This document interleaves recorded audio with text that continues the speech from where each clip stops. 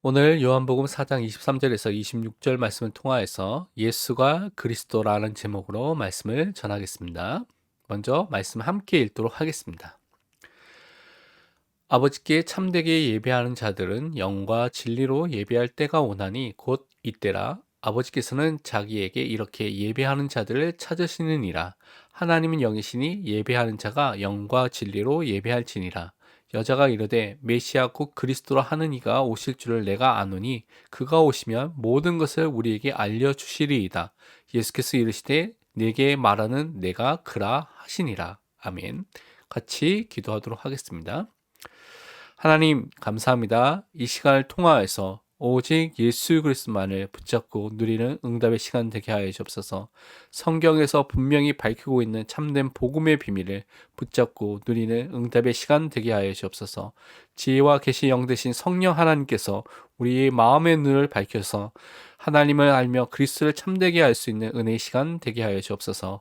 감사드리며 살아계신 예수 그리스도의 이름으로 기도합니다. 아멘. 먼저 우리 서론적으로 불신앙에 빠지지 말아야 된다는 것을 항상 붙잡아야 되겠습니다. 많은 사람들이 잠언 29장 25절의 말씀처럼 사람을 두려워하면 올무에 걸리게 되거니와 여호와를 의지하는 자는 안전하리라는 말씀과 같이 많은 사람이 사람을 두려워하고 사람의 소리를 쫓아가고 여론을 쫓아가는 사람들이 많이 있습니다. 근데 그 결과 올무에 걸리거나 많은 문제를 맞이하는 경우들을 많이 보게 됩니다. 우리는 항상 하나님만을 바라보는 여호와를 의지하는 자로서 그 속에서 모든 안전과 축복을 누리는 전도자로 서야 되겠습니다.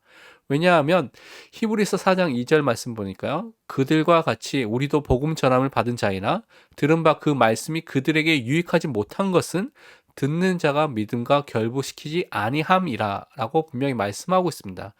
우리에게 주신 하나님의 말씀을 우리가 들을 때 그것을 믿음으로 화합하고 믿음으로 받고 믿음으로 고백할 때 그때 이것이 우리 안에서 역사하고 움직이고 응답으로 나타나는 것을 우리가 경험하게 됩니다. 그런데 그 말씀에 대해서 불신하는 그 경우에 빠지게 된다면 결국 우리에게는 전혀 그 말씀을 오래 들어도 많이 들어도 우리에게 결코 유익이 되지 못한다는 것입니다. 그래서 우리가 말씀을 들을 때마다 정말 참된 믿음 속에서 믿음을 고백하며 믿음 안에서 또 말씀을 듣고 또 고백하는 응답을 누려야 되겠습니다. 또한 예배서 4장 27절의 말씀처럼 마귀에게 틈을 주지 말라고 분명히 말씀하고 있습니다. 우리가 불신앙에 빠지면 그 불신앙이라는 통로, 틈을 통하여서 누가 활동할 수 있느냐? 우는 사자와 같이 지금 두루 다니며 삼킬자를 찾고 있는 마귀에게 틈을 주게 된다는 것입니다. 그렇기 때문에 우리는 절대 불신앙에 빠지지 말고 오직 하나님만을 믿는 하나님의 말씀을 믿는 그 신앙으로 또한 시작을 해야 되겠습니다. 그렇다면 오늘 본문 말씀을 통해서 우리가 예수가 그리스도라는 그 언약의 말씀을 다시 한번 붙잡아야 되는데요.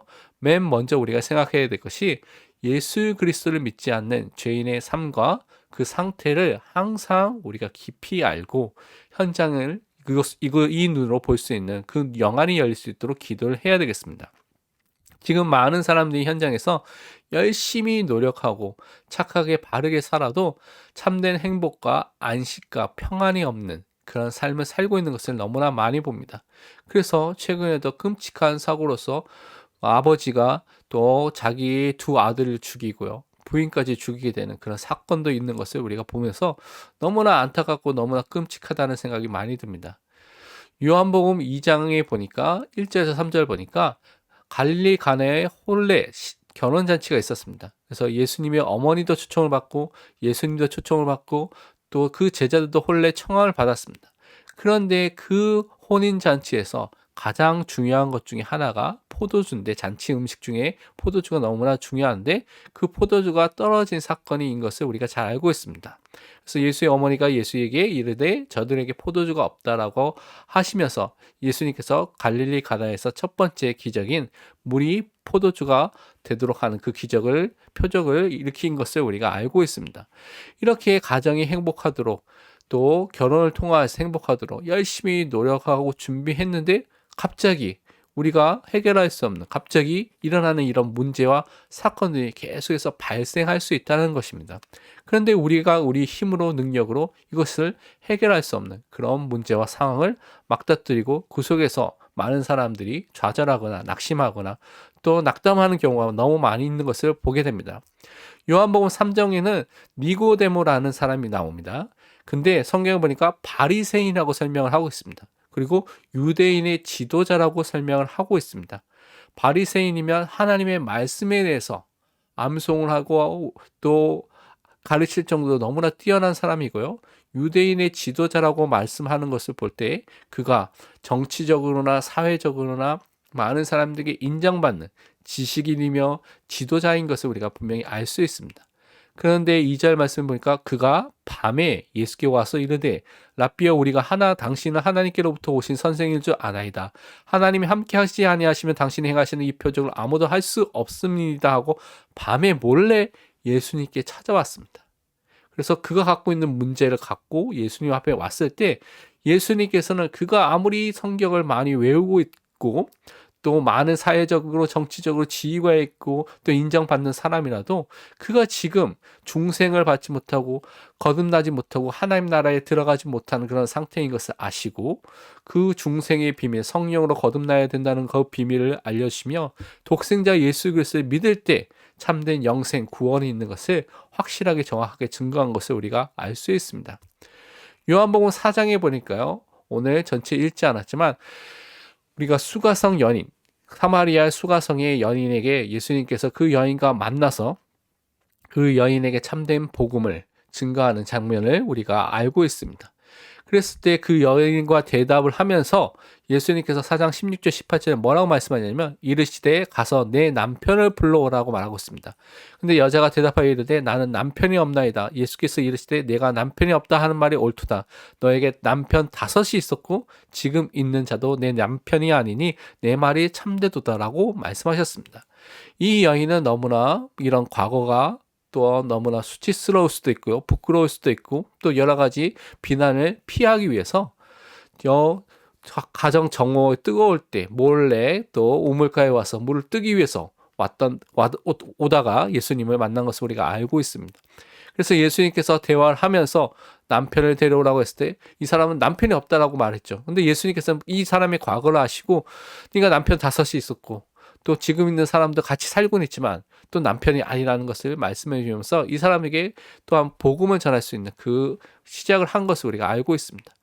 이 사람처럼 이 가나안 사마리아의 이 수가성 여인과 같이 열심히 노력을 하고요. 결혼을 통해서 좀 행복을 누리기 위해서 결혼도 한 번도 아니고 5번이나 하고 지금도 다른 남자와 살고 있으면서 그 속에서 뭔가 자기가 행복해지려고 뭔가 평안과 안식을 누리려고 하지만 그렇지 못한 상황 속에 있는 사람들이 너무 많다는 것입니다. 이것으로 끝나는 것이 아니라 창세기 4장에 보니까요. 우리가 잘 아는 가인의 이야기가 나옵니다. 세월이 지난 후 가인은 땅의 소산으로 제물 삼아 여호와께 드렸고 아벨은 자기도 양의 첫 새끼와 그 기름으로 드렸더니 여호와께서 아벨과 그의 제물은 받으셨으나 가인과 그의 제물은 받지 아니하신지라 가인이 몹시 분하여 안색이 변하니라고 성경은 설명하고 있습니다. 가인은요 자신의 노력을 다해서 최선을 다해서 하나님께 곡식을 통하여서 예물을 드렸죠. 그런데 중요한 것이 빠졌습니다. 피의 언약, 피의 비밀이 빠진 예배를 드리게 된 것이죠. 그래서 하나님께서는 그 예물을 받지 않으시고 아벨과 그의 제물만 받으셨다고 성경은 말하고 있습니다. 이때 가인은 자기가 이런 문제 속에서 왜 이런지 자기를 살펴보고 그 이유에 대해서 생각해보고 하나님께 또한 다시 올바른 예배를 드리기 위해서 어떻게 해야 될지를 생각해야 되는데 그것이 아니라 이것 때문에 화가 나고요. 안색이 변하고요. 결국 그것 때문에 동생을 죽이게 되는 살인사건을 일으키게 되는 살인자가 됐습니다.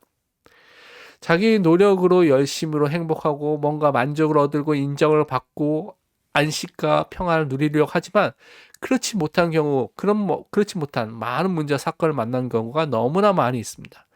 그런데 많은 경우 이것을 보니까 예수 그리스도를 만나지 못한 상태 속에 있기 때문에 이런 일들이 일어나는 것들을 우리가 확인해 볼 수가 있습니다. 사마리아 수가성 여인을 보니까요. 뭐라고 예수님을 만났을 때 이 사람이 과거를 이야기하고 이 사람이 그것의 부분에서 얘기하니까 뭐라고 말하냐면 요한복음 4장 12절 19절에 우리 조상 야곱이 이 우물을 우리에게 주셨고 또 여기에서 자기와 자기 아들과 짐승이 다 마셨는데 당신이 야곱보다 더 큰 사람입니까? 여자가 이르되 주여 내가 보니 선지자로서이다. 자기의 과거를 마치니까요 선지자처럼 생각하고요. 또 예수님께서 마르지 않는 생수를 줄 수 있다고 하니까 당신이 이 우물을 판 야곱보다 더 큰 사람입니까? 라고 물어보면서 예수님이 누구이신지 잘 몰라서 이렇게 말하는 것입니다. 야곱보다 더 큰 사람입니까? 아니면 선지자입니까? 라고 그 정도로 알고 있는 것이죠. 그런데 그것을 아는 것으로는 이 여자의 문제가 해결이 되지 않았다는 것입니다. 예배소 2장 12절에는 이렇게 그리스도를 믿지 않은 상태, 그 상태를 뭐라고 말했냐면 그때 너희는 그리스도 밖에 있었고 이스라엘 나라의 밖의 사람이라 약속의 언약들에 대하여는 외인이요 세상에서 소망이 없고 하나님도 없는 자이더니라고 분명히 말하고 있습니다. 진짜 그리스도 밖에 있는, 그리스도와 상관없는, 그리스도와 연합이 되어 있지 않는 그런 상태라는 것이죠.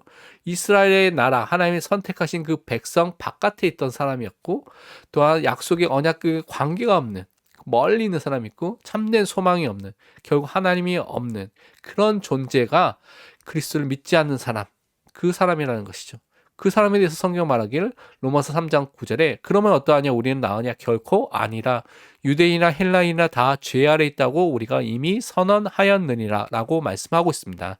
모든 사람이 어떤 상태에 있냐? 죄 아래에 있는 죄인이라고 말하는 것이죠. 근데 이 죄 아래에 있는 것은, 죄인의 상태에 있는 것은 이것으로만 끝나지 않는다고 분명히 성경은 설명하고 있습니다.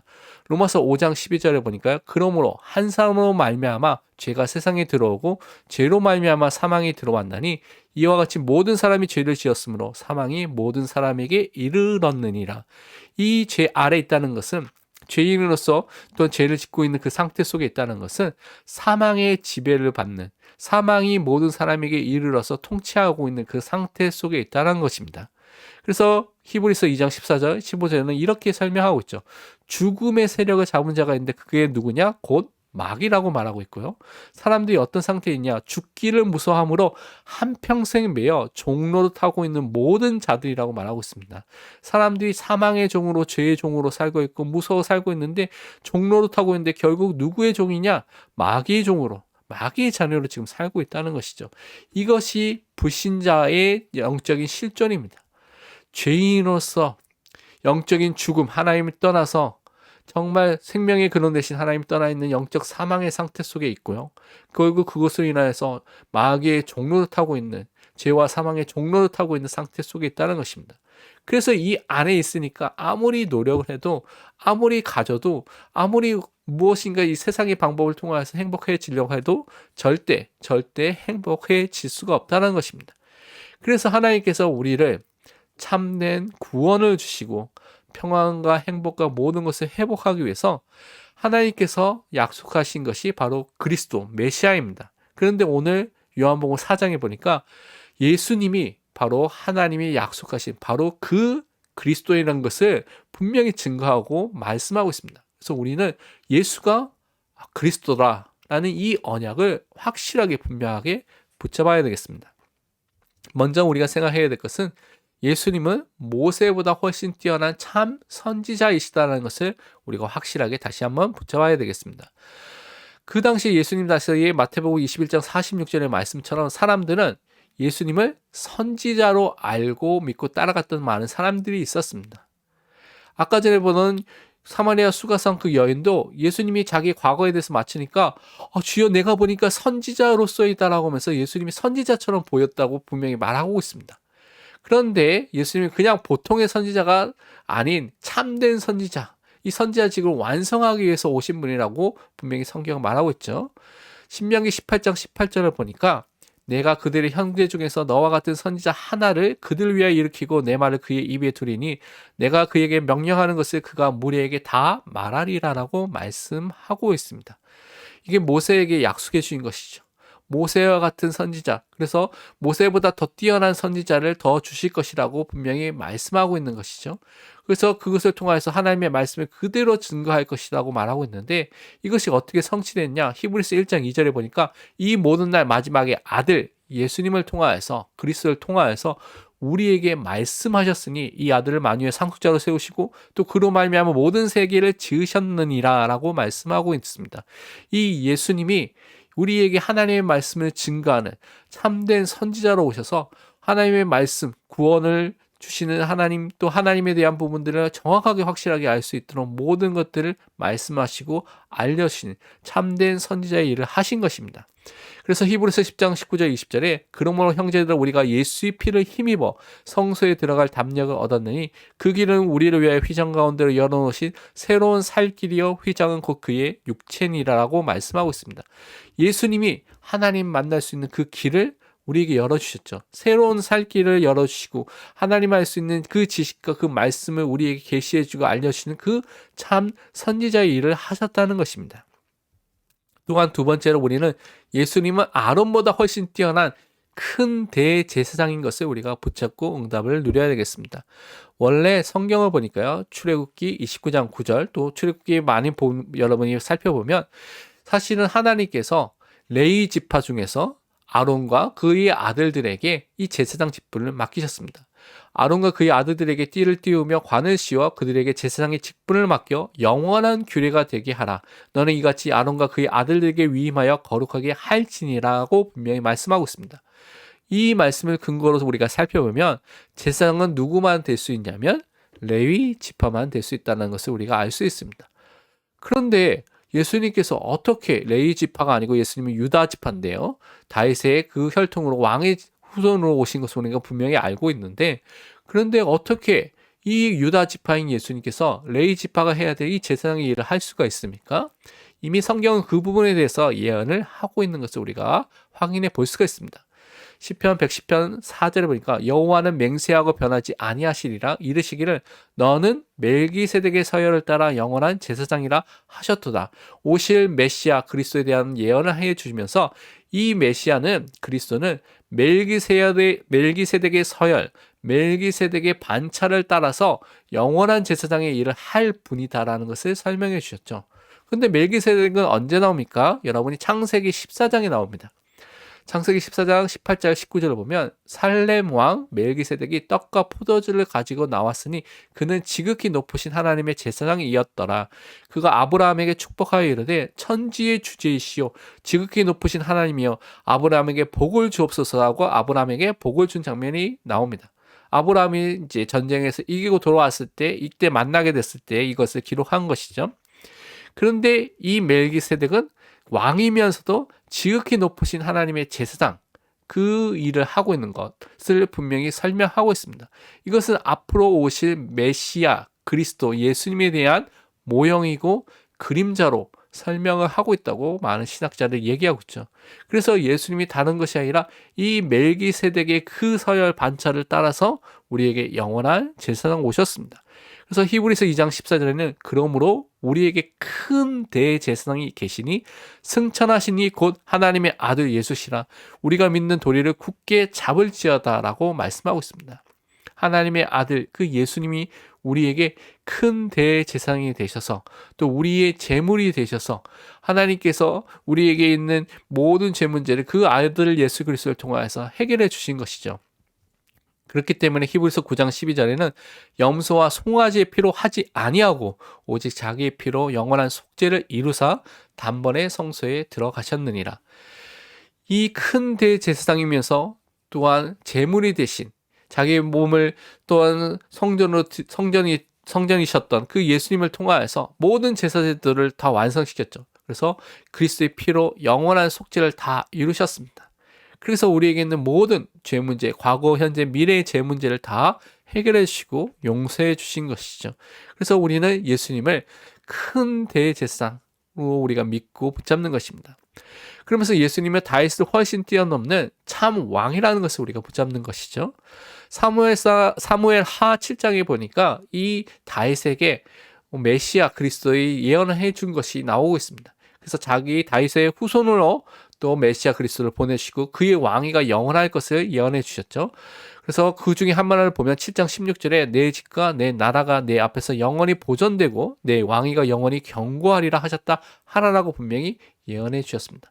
그래서 이 다윗의 왕위가 영원토록 있을 수 있는, 다른 말로 영원한 왕이 되시는 그 메시아 그리스도를 통하여서 이것을 성취하시다고 분명히 말씀해 주셨죠.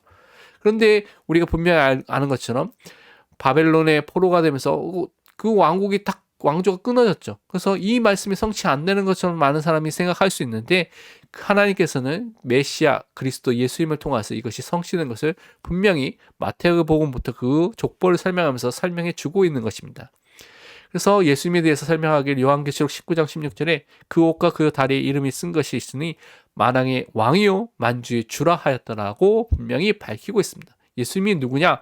만왕의 왕, 만주의 주, 우리의 영원한 왕이 되신다는 것입니다. 그래서 예수님께서 그 왕으로 오셔서 요한일서 3장 8절에 죄를 짓는 자는 마귀에 속하나니 마귀는 처음부터 범죄함이라. 하나님의 아들 예수님이 나타나신 것은 마귀의 일을 멸하려 하심이라. 죽음의 세력자 먼저 곧 마귀를 멸하신 분이 누구냐? 영원한 왕 되신 예수 그리스도인 것입니다. 그래서 이 예수 그리스도를 우리가 믿는 것입니다. 그래서 우리가 예수 그리스도를 만나고 믿게 됐을 때 우리는 구원받은 자가 되는 것입니다. 정말 참된 행복과 참된 복과 참된 누림과 참된 평안과 안식을 갖게 되는 사람이 된 것이죠. 그래서 예수님께서는 이 사마리아 수가성 여인을 만났을 때 뭐라고 말씀했냐면 요한복음 4장 13절 14절에 예수께서 대답하여 이르시되 이 물을 마시는 자마다 다시 목마르리니와 이 우물물을 먹으면 계속 물을 계속 먹어야 되는 것이죠. 근데 내가 주는 물을 마시는 자는 영원히 목마르지 아니하리니 내가 주는 물은 그 속에서 영생하도록 솟아나는 샘물이 되리라 라고 말하고 있습니다. 여기서 영생하도록 솟아나는 샘물이 무엇이냐? 여러분이 요한복음 7장을 읽어보면 우리 배에서 생수가 넘쳐나도록 하는데 그것이 바로 성령을 가리킨다고 말씀하고 있는 것을 우리가 확인해 볼 수가 있습니다. 다른 말로 우리가 구원을 받게 되면 예수가 그리스도인 걸 믿고 구원을 받게 되면 어떤 일이 일어나느냐? 성령 하나님께서 내주하시는, 인도하시는, 역사하시고 충만케 하는 그 성령의 역사 속에 있는 사람으로 바뀌게 된다는 것입니다. 그것이 구원받은 자, 하나님의 자녀에게 주신 축복이라는 것을 우리가 붙잡아야 되겠습니다. 또한 예수님께서는 요한복음 4장 23절 24절에 아버지께 참되게 예배하는 자는 영과 진리로 예배할 때가 오나니 곧 이때라. 아버지께서는 자기에게 이렇게 예배하는 자를 찾으시느니라. 하나님은 영이시니 예배하는 자가 영과 진리로 예배할지니라 라고 말씀하셨습니다. 구원받은 자가 누구냐? 영과 진리로 성령의 역사 속에서 하나님의 말씀 진리를 붙잡고 예배하는 자입니다. 그래서 하나님의 자녀, 구원받은 자는 예배자로 서서 하나님 앞에 서 있는 것이죠. 근데 하나님께서는 이렇게 예배하는 자를 찾고 계신다는 것이죠. 하나님이 우리를 이 시대의 언약을 그리스도의 언약을 붙잡고 예배하는 우리를 분명히 찾고 계신다는 것을 잊지 마셔야 되겠습니다. 그러면서 요한복음 4장 28절 29절에 이 여자니 사마리아 수가성 여자가 이 예수님이 바로 구약에서 예언했던 그 그리스도, 이 여자가 또 그리스도에 대한 부분을 기다리고 있었는데 그 그리스도가 내가 그리스도다, 내가 그다라고 말씀하셨을 때 너무나 놀라고 그것을 믿게 되고 그것을 통하여서 이 부끄럽고 수치를 갖고 있고 사람들을 멀리했던 그 여자가 요한복음 4장 28절 29절 보니까 물동이를 버려두고 동네로 들어가서 사람들을 만나기 시작했습니다. 그래서 사람들에게 말하기 시작했습니다.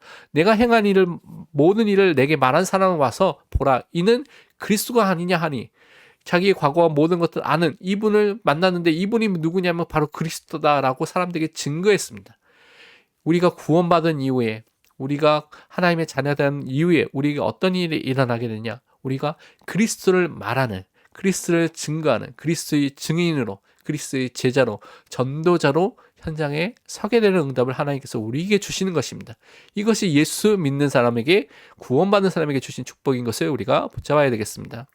결론은 우리 먼저 갈라디아서 6장 14절 말씀을 먼저 기억해야 되겠습니다.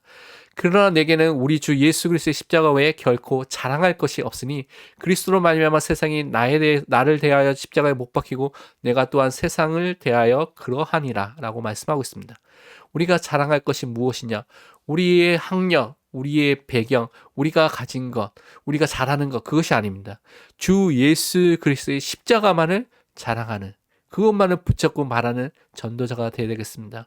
그래서 우리가 바라보고 있는 또 너무 좋아하고 또 원하는 그 세상 것을 바라보는 것이 아니라 그것을 세상의 것들이 십자가에 못 박히고 우리가 정말 그리스도 안에서 정말 하나님만을 위해서 사는 전도자로 살아야 되겠습니다. 그러기에 히브리서 2장 1절을 보니까요. 그러므로 우리는 들은 것에 더욱 유념함으로 우리가 흘러 떠내려가지 않도록 함이 마땅하리라고 말씀하고 있습니다.